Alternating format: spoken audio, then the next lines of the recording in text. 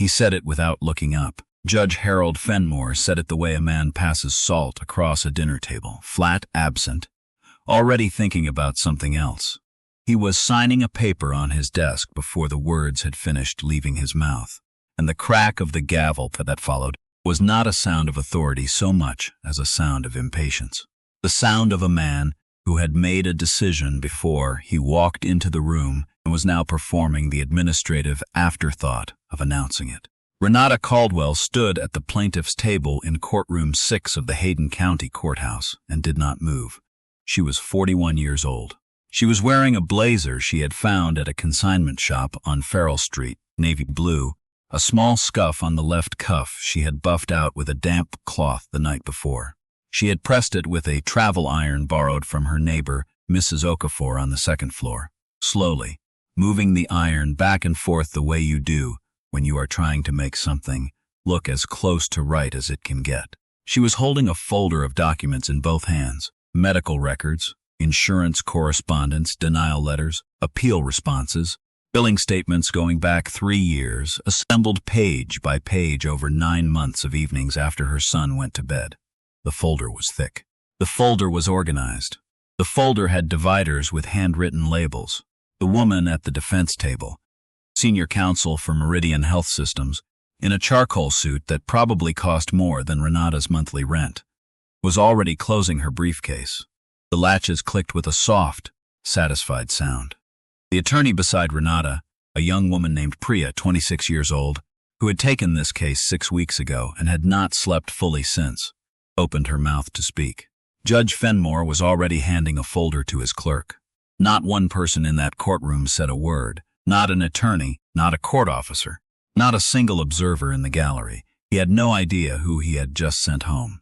By the time the afternoon session convened, 3 floors above courtroom 6, in chambers that looked out over the courthouse square, the most powerful judicial figure in the state of Georgia would know exactly what Harold Fenmore had done in 11 minutes on a Tuesday morning.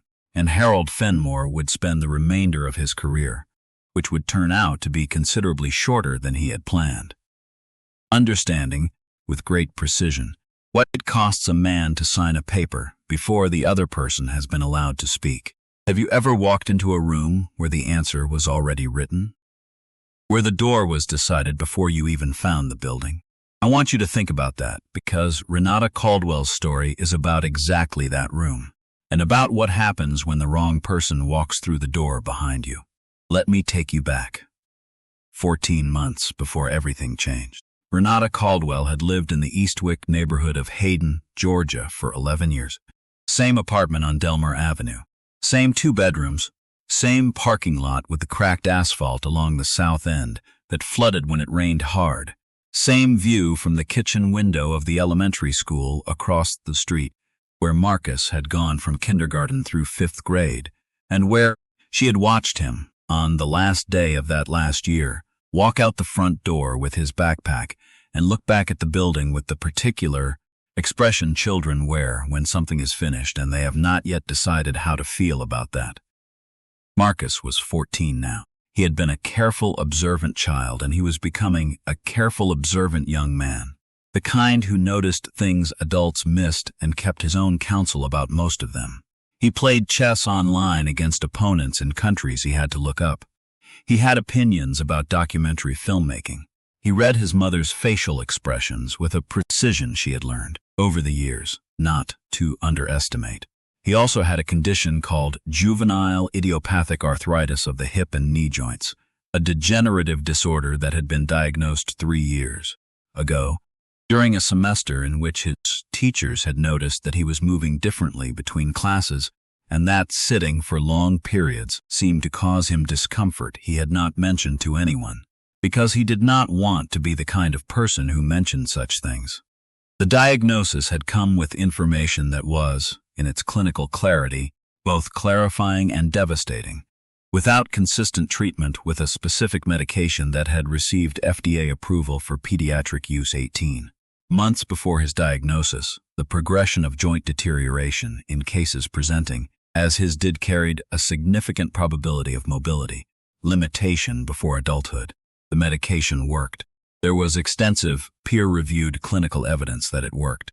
Renata had read every study. She had read them the way she read billing codes at her job, with the attention of someone for whom the document is not abstract information, but a set of operational facts with direct consequences. She had read the clinical trials and the drug approval documentation and the insurance coverage, guidelines and the formulary classification standards. Meridian Health Systems had denied coverage for the medication 4 times in 3 years. First denial, formulary exclusion. Renata appealed with documentation from Marcus's pediatric rheumatologist. Denied. The appeal determination cited insufficient evidence of medical necessity under Meridian's specific pediatric formulary criteria, a phrase that required careful reading to understand, because the criteria it referenced were not the criteria that the FDA had used, or that the clinical literature used, or that any of the 3 specialist physicians who had reviewed Marcus's case used. They were Meridian's criteria, criteria that Meridian had established, criteria that Meridian adjudicated, criteria that seemed, to Renata's careful reading, to be constructed in a way that made them easier to cite than to satisfy. She obtained letters from a specialist in Atlanta and from the lead researcher of one of the 3 major clinical trials that had led to FDA approval. She filed a second appeal. It was denied. Third denial, third appeal, denied. The 4th denial letter arrived on a Thursday in March. 2 paragraphs. It used the phrase, exhausted, available internal review channels. It used the phrase, this determination is final. Renata had read those words in other people's mail. She had sat at kitchen tables across her building and helped her neighbors navigate exactly this language. She had helped them understand what final actually means under the applicable state statutes and what the appeal windows are, and which regulatory bodies have jurisdiction over insurance determination disputes, and what the difference is between a standard appeal and an external review. She was good at this. She was, without credentials or a title or any formal designation, exceptionally good at it, because she had the kind of mind that holds regulatory structure the way other minds hold melody, without effort, completely, in a form that is always accessible. She had helped Dolores on the 4th floor recover $1,800 in overcharges. She had helped the Pettiford family on the 1st floor successfully appeal a denial for home oxygen equipment for their 82-year-old father. She had helped a young father named Tremaine challenge an emergency room bill that had been coded for a procedure not performed and get it reduced by 60%. She had never been able to do any of it for herself. She called a legal aid organization. Waiting list, estimated 4 months. She called 3 private attorneys. 2 did not return her calls. The 3rd reviewed her case summary over the phone and said, with the polite efficiency of someone delivering a decision they had already made, Meridian has excellent defense resources and the liability exposure in insurance denial cases is difficult to quantify, and you would not be able to take the case on contingency. She filed in Hayden County Civil Court herself, pro se, 37 pages. It had taken her 6 weeks of evenings to draft it, using legal aid templates and the Georgia Civil Procedure Rules and every relevant statute and regulation she could locate. She cited case law she had found through a county library database. She organized it with dividers. She filed it on a Tuesday morning in October with a $212 filing fee she had saved over 2 months by removing $30 per week from the grocery budget and finding the difference in other places, a canceled streaming subscription, store brand everything, the particular arithmetic of a household that has learned to be very precise about where things go. She received a hearing date 4 months out. In those 4 months, she continued paying for Marcus's medication out of pocket. $380 a month, charged to a credit card opened specifically for this purpose. She made the minimum payment. She watched the balance grow. She did not tell Marcus about the credit card. She told him the insurance situation was being worked through. She said this in the same voice she used to tell him the landlord would fix the leak, that the car noise was nothing, that the overtime she was picking up was her choice. She had learned, over 14 years of being his mother, how to tell him the true thing without telling him the weight of the true thing. She ironed the blazer the night before the hearing. Slowly, the way you press something when you need it to be right. And in courtroom 6, Judge Harold Fenmore had made his decision before she finished introducing herself. Harold Fenmore was 61 years old and had been on the Hayden County Civil Court bench for 14 years. He had been appointed, not elected, by a circuit court nominating committee on which 2 of Meridian Health System's outside legal counsel had served in advisory capacities 4 years. Before Renata's case appeared on his docket, a relationship that had not been disclosed in any document in the case file, and that would later become, for the Judicial Qualifications Commission, one of the more significant items in a long list of significant items. He was a member of the Hayden County Bar Association's annual dinner planning committee. He belonged to the Maplecrest Country Club. He sat on the board of the Hayden County Community Foundation, 2 seats down from Meridian's regional vice president for community affairs, at the December meeting where they had served on the same working group on healthcare access. A phrase that acquired, in retrospect, a certain irony. These things are, individually, not illegal. They are, collectively, the ordinary furniture of how power situates itself in mid-sized American cities. The chairs are arranged over years in ways that feel natural to the people sitting in them, and the arrangement is invisible to everyone, except the people who are never offered a seat. What was harder to categorize was his record in that room. In the 14 years since his appointment, Fenmore's court had dismissed 11 pro se complaints against major institutional defendants, hospitals, insurers, utilities, and a large property management company, at or before the first substantive hearing. In cases where the plaintiff appeared with counsel, the rate was 1 in 9. The differential was large enough to have been noted, 2 years earlier, in a journal article by a civil procedure professor at Georgia Southern, published in an Access to Justice Law review that approximately 300 people read. Harold Fenmore was not among them. Renata had found the article. She had read it. She had included, in a supplementary filing submitted 4 days before the hearing, a formal notice of potential conflict of interest, citing 3 specific board relationships between Fenmore and Meridian's institutional network. She had requested that Fenmore disclose any relationships with Meridian or its counsel, or recuse himself, or issue a formal ruling explaining why recusal was not warranted. The supplementary filing had been docketed by the clerk's office. It had not been ruled on, not before the hearing, not at the hearing, not ever by Harold Fenmore. What Renata also did not know, when she filed her complaint and her supplementary motion, was that 6 weeks before the hearing date, the Caldwell-Pierce Access Project had received her referral from the legal aid organization's waitlist and assigned her case to a first-year attorney named Priya Anand Hargrove. Priya had reviewed the 37-page complaint and the supplementary recusal motion in a single evening. The next morning, she called Renata. She said, "You built an excellent case. I'd like to help you close it." Priya Anand Hargrove was 26 years old. She had graduated from Emory Law School 11 months before, first in her class, with a professor's annotation in her file that read, in its entirety, "The finest legal mind I have encountered in 31 years of teaching." She had turned down offers from 3 large Atlanta firms and joined the Access Project instead, at a salary that prompted genuine puzzlement among classmates, who were already billing at $3.35 an hour. She was slight. She had dark eyes and a quality in the courtroom that observers consistently described, without quite knowing why, as dangerous. Not aggressive, not theatrical. Still, the stillness of someone who has already mapped the next 4 moves and is simply waiting for the current one to complete.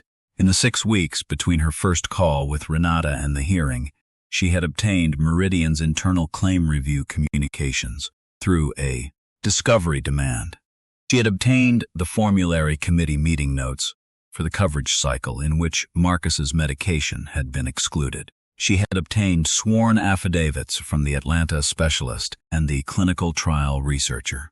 She had cross-referenced Meridian's claims history and found 3 prior approvals in the same policy year for functionally identical medications in cases presenting comparable clinical profiles to Marcus's. She had also filed, 4 days before the hearing, an independent recusal motion. more comprehensive than Renata's supplementary filing, 14 pages, citing the nominating committee relationships and the board memberships and the dismissal rate differential and the 2 prior unfiled complaints, and requesting formal disclosure or recusal. It was docketed. It was not ruled on before the hearing. Priya had looked at Renata in the courthouse corridor before they went in and said, "Whatever happens in there, this case does not end in that room. Do you understand?" Renata said yes. She understood the words. She did not yet know what the sentence actually meant. The hearing lasted 11 minutes. Fenmore entered at 9:12. He acknowledged defense counsel by name. He did not use Priya's name. He listened to 3 minutes of procedural argument from Meridian's senior counsel, who moved for dismissal on pleading deficiency grounds. Then Priya rose. She said, "Your Honor, before we address the motion, I would note for the record that the plaintiff's recusal motion of November 14 has not been." Fenmore said, "I've reviewed it. It's without merit," she said. "With respect, Your Honor, the motion includes documentation of material relationships between counselor." The word landed with the flat authority of a door being closed from the other side. "I've reviewed the motion. I've found it without merit," on the motion to dismiss. Defense counsel spoke for 4 minutes, uninterrupted. Then Harold Fenmore looked at his papers. "The complaint fails to meet the pleading standard for bad faith denial under Georgia statute. Case dismissed." Next, 11 minutes. The gavel, the clerk receiving a folder, the defense attorney's briefcase latching closed. Renata held her folder in both hands. She looked at Priya. Priya was writing on her notepad. She slid it across the table. "Notice of appeal today, 3 p.m., she underlined it. Then she gathered her documents with the particular unhurried calm of someone who has already moved to the next room before leaving this one. She said quietly, for Renata only, "We're going upstairs," what Renata did not know. Walking out into the courthouse corridor with its fluorescent lights and its old carpet smell was that the elevator at the end of the hall led to the 4th floor, and that on the 4th floor of the Hayden County Courthouse, a woman named Justice Eleanor Hargrove maintained her regional chambers. Justice Eleanor Hargrove was the Chief Justice of the Georgia Supreme Court. She was also Priya Anand Hargrove's mother. Eleanor Hargrove had been born and raised in Vine City, Atlanta. She was the 4th of 5 children of a postal worker and a woman who cleaned commercial offices downtown and came home at 7:30 every evening and had dinner on the table by 8 and helped with homework until 10, and who held opinions about law and fairness and institutional behavior with a precision that had nothing to do with formal education and everything to do with a lifetime of watching how the furniture of power was arranged and who was never offered a chair. Eleanor had gone to Morehouse College on a scholarship assembled from 6 sources, Yale Law on 2 more. She had clerked for a federal circuit judge, practiced insurance and civil rights litigation for 12 years, been appointed to the Court of Appeals at 44, and been elected to the Georgia Supreme Court at 51. Her colleagues had elevated her to Chief Justice 3 years ago in a vote that was unanimous and, by all accounts, never seriously debated. She was 60 years old, 5'4". She had the presence that some people call commanding, and that is, in fact, simply the presence of someone who has never needed volume to be heard. She had raised Priya the way her mother had raised her, with precision, without apology, and with one central instruction that she had repeated in various forms across 26 years until it was not a lesson but simply the way Priya was built. She had told Priya at 12 years old, "The law is not supposed to be a shield for the powerful. When it behaves that way, the job of anyone who knows the rules is to use the rules correctly, in the right room, in front of the right people." Priya had asked, "How do you find the right room?" Eleanor had looked at her daughter for a moment. "You learn where the doors are," she said, "and then you go to the right floor." Priya had spent 11 months in practice learning exactly which floors had which doors. On the morning that Fenmore said, "Case dismissed," next in courtroom 6, Priya already knew where she was going. She had known since the recusal motion had sat in the docket unresolved. She had written the notice of appeal before the hearing. At 2:14 p.m. that afternoon, before she filed it, She rode the elevator to the 4th floor and knocked on the outer door of the Chief Justice's chambers. She said she needed 5 minutes. She got them. She sat across the desk from her mother and laid out what had happened in courtroom 6 in the precise, dispassionate language of a brief. The unresolved recusal motion, the 11-minute hearing, the dismissal before the substantive record was introduced, the board relationships, the nominating committee history, the dismissal rate pattern. She laid it out fact by fact, the way you lay out evidence, without editorializing, without asking for anything, without naming the conclusion she had come to say out loud. Eleanor listened without interrupting. Then, "You've filed the appeal." "This afternoon," Priya said, a pause. "You understand I have no role in any appellate proceeding on this case." "I know," Priya said. "And you understand why you came anyway." "Because," Priya said, "a Judicial Qualifications Commission referral is not an appellate proceeding." The silence that followed had no discomfort in it. It was the silence of two people who have always understood each other across very few words.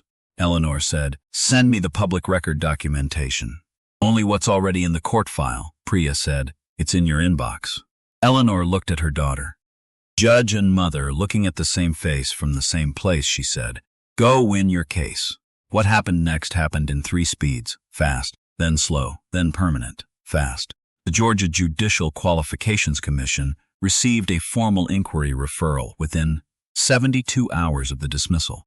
The source of the referral has never been publicly named. What is public is that the commission chair, upon receiving the documentation, opened the inquiry the same week, citing the nominating committee relationships, the board memberships, the prior complaints, and the unresolved recusal motion as grounds for preliminary review. Slow. Courthouse gossip in small judicial cities is its own information system, dense and efficient, and not subject to any disclosure requirements. Within 2 weeks, a number of defense counsels with matters before Fenmore had filed for scheduling continuances. Bar association dinners acquired a particular quality of avoidance on certain topics. People who understood courthouse politics the way Meridian's attorneys understood insurance coverage were making calculations about proximity and association and how far the radius of a formal inquiry tends to extend. Renata's appeal was docketed in the Court of Appeals.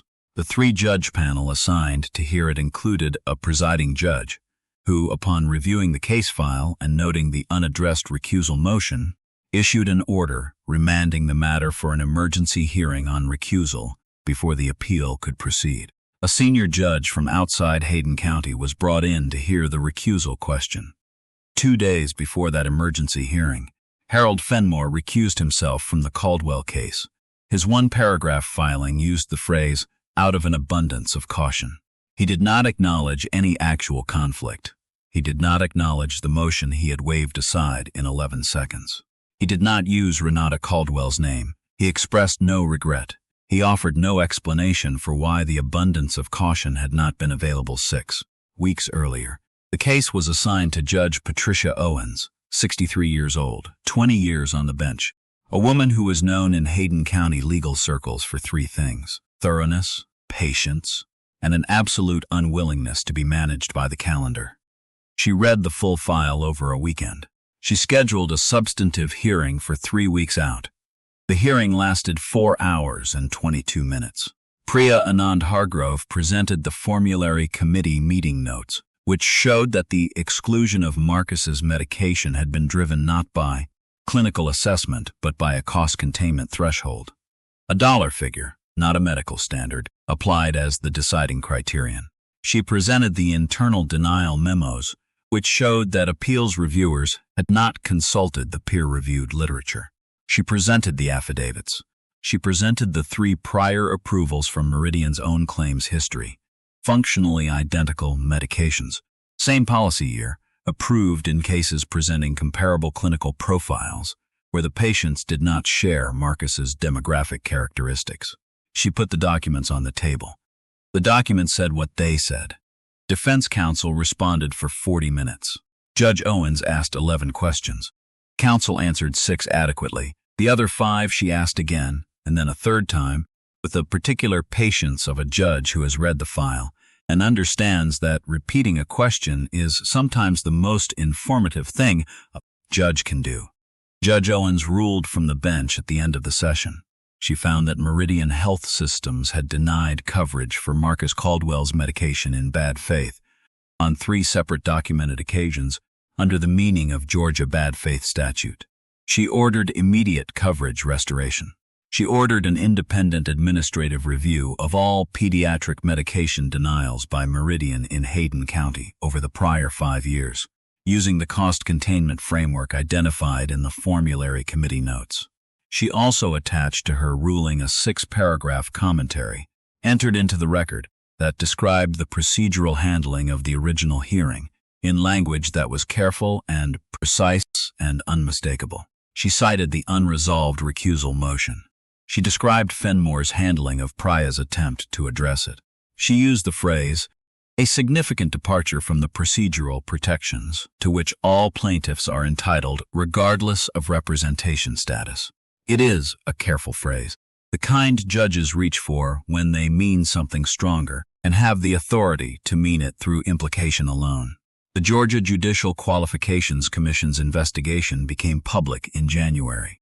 Its findings, released in March, cited failure to disclose material relationships and denial of procedural due process in the handling of the recusal motion.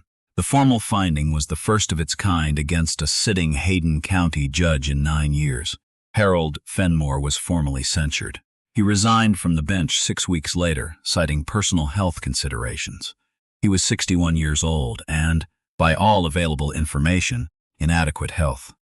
The people who knew the courthouse understood what the letter meant. Meridian Health Systems retained crisis counsel within 2 weeks of Judge Owens's ruling. Their stock fell 4 points in the week the Atlanta Journal-Constitution ran its story. Georgia insurer ordered to pay in landmark bad faith case. Judge who dismissed suit faces judicial inquiry. The Washington Post picked it up. Insurance industry trade publications ran long analyses of the formulary committee notes, which generated particular attention from policy researchers and from the 3 other states whose formulary review processes used structurally similar cost containment thresholds. Meridian announced a voluntary internal review of its pediatric formulary exclusion process in February. The announcement used the word proactive. People who had read the court record understood the work that Word was being asked to do. A class action was certified in April. 73 pediatric patients in Georgia, represented by a consortium of plaintiffs' attorneys in Atlanta, named defendant, Meridian Health Systems. Damages cited in the complaint, $48 million. The case was assigned to the Northern District of Georgia. It was pending as of the date of this telling. Meridian settled the Caldwell case individually in June under confidential terms. Renata did not disclose the figure. She said one sentence to the Journal-Constitution reporter who asked, "It's enough for Marcus. That's all I needed it to be." Marcus Caldwell was 15 now. He was receiving his medication consistently, without interruption, without the $380 monthly arithmetic his mother had been running on a credit card she had never told him about. At his 6-month follow-up, his physician described his joint function as meaningfully stabilized. She said it was the best possible outcome available at this stage of presentation. Renata drove home from that appointment without speaking. She sat in the parking lot of their building on Delmar Avenue for 11 minutes. Then she called Dolores on the 4th floor and said, "We won, Dolores." Dolores made a sound that was not a word and was entirely sufficient. But the part of the story that matters most, the part Renata would come back to when she told it years later, was not the ruling or the settlement, or the censure or the class action. It was the corridor, the 11 minutes, the folder in both hands, the fluorescent lights, Priya gathering her documents without hurry, sliding the notepad across. Notice appeal today. 3 p.m. We're going upstairs. She meant it.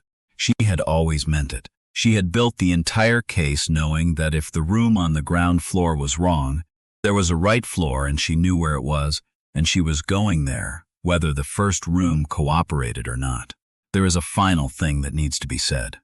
The Caldwell Pierce Access Project, the nonprofit clinic where Priya worked, whose name had been on the door that received Renata's referral, was named for two women. The Pierce was Geraldine Pierce, a retired insurance claims adjuster from Savannah who had founded the organization and personally funded its first 2 years of operation from her retirement savings. She was 71 years old, and she had the particular stubbornness of someone who had watched the same wrong thing happen for decades and had eventually decided that watching was insufficient. The Caldwell was not Renata. It was Renata's grandmother. Marvell Caldwell had brought a housing discrimination complaint to the Hayden County Civil Court in 1971. Pro se, a borrowed pressed blazer, a folder of documents she had assembled herself. A case that had been dismissed by a judge who had made his decision before he walked in a courtroom in the same building on a lower floor. Geraldine Pierce had been a young woman in Hayden in 1971. She had read about the case in the newspaper. She had kept the clipping. She had remembered the name for 52 years, through the particular, stubborn tenderness of someone who believes that names should not be forgotten, that the people the system dismisses are not footnotes, but the whole point. When Geraldine founded the organization, she named it in part for a woman she had never met, because she thought it mattered that the building have that name on the door, because she thought that someday, somehow, the name might find its way back to where it belonged. She did not know that Marvell Caldwell's granddaughter would one day file a complaint in that same courthouse and be referred through a legal aid waiting list to an organization with her grandmother's name on the door and be assigned an attorney who knew exactly which floor to go to. Some things are not coincidences. Some things are the long work of justice, moving at the speed of decades, finally arriving at the address it has always been heading toward. The Marvell Caldwell Community Legal Fund was established in September of the following year. It provides pro bono representation to pro se plaintiffs in insurance denial cases in Hayden County and the surrounding circuit. It requires one thing from each attorney who takes a case under its banner, that they read the full file before they walk into any room and know, before the door opens, which floor they are going to when the wrong decision is made.